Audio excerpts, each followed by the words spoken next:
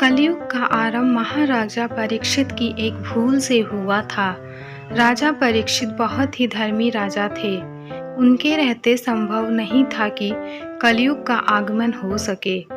कलयुग ने बहुत प्रयास किया और आखिरकार वह सफल हो ही गया। आइए जानते हैं क्या किया कलयुग ने राजा परीक्षित के साथ। राजा परीक्षित अर्जुन के बेटे अभिमन्यु और उत्तरा के पुत्र थे। अश्वत्थामा चाहता था कि पांडवों का वंश ही समाप्त कर दें और उसने राजा परीक्षित को गर्भ में ही मारने का यत्न किया, लेकिन वह उसमें असफल रहा। द्रौपदी को जब पता चला कि उसके 5 पुत्रों की हत्या अश्वत्थामा ने कर दी है, तब उसने आमरण अनशन ग्रहण कर लिया और यह प्रण किया कि वह तभी अनशन तोड़ेगी जब अश्वत्थामा के सर पर रहने वाली मणि लाकर दोगे। अर्जुन अश्वत्थामा को पकड़ने निकल पड़े। उनके बीच भयंकर युद्ध छिड़ गया।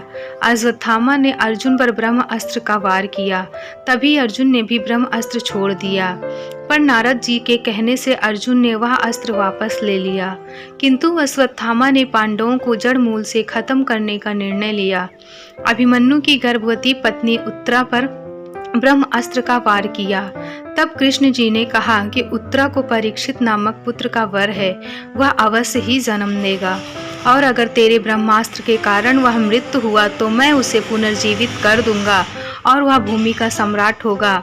और जब ब्रह्मास्त्र के तेज से उत्तरा के गर्भ में पल रहा बालक दग्ध होने लगा, तब श्री कृष्ण ने उत्तरा के गर्भ में प्रवेश किया और उस गर्भ की रक्षा की। जैसे सूरज अंधकार का विनाश करता है, उसी प्रकार कृष्ण जी ने उस ब्रह्मास्त्र के असर को खत्म कर दिया।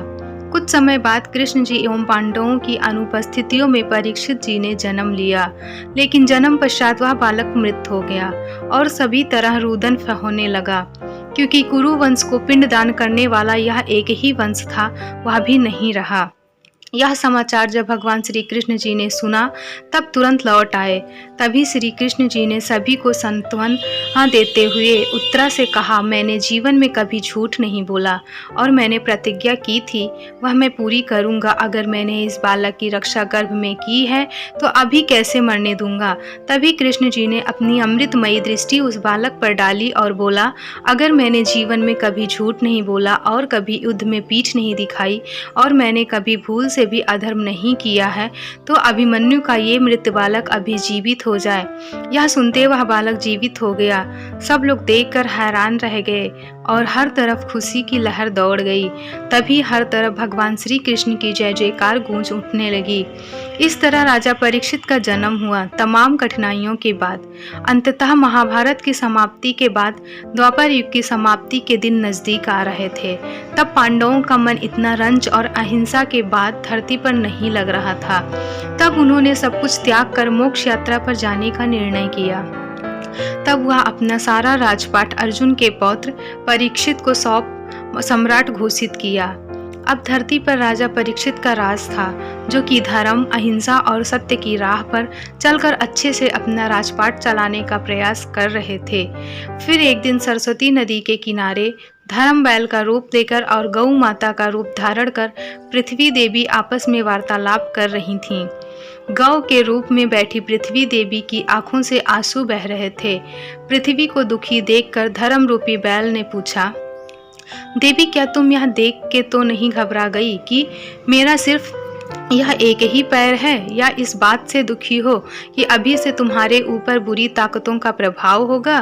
तब पृथ्वी बोली, हे धर्म, तुम तो सब जानते हो कि सत्य, मित्रता, ज्ञान, वैराग्य, दया, धर्म, शास्त्र आदि के स्वामी भगवान श्री कृष्ण बैकुंठ चले गए हैं और कलयुग ने मुझ पर कब्जा कर लिया है।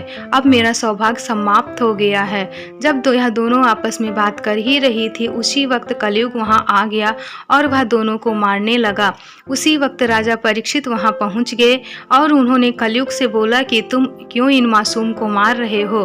तुम्हारा अपराध क्षमा योग्य नहीं है, तेरी मौत तो निश्चित है। गुस्से में आकर जैसे ही राजा ने तलवार निकाला वैसे ही तुरंत कलयुग डर गया और अपने असली रूप में प्रकट हो गया और कहने लगा कि मुझे क्षमा कीजिए, मैं आपकी शरण में आया हूँ।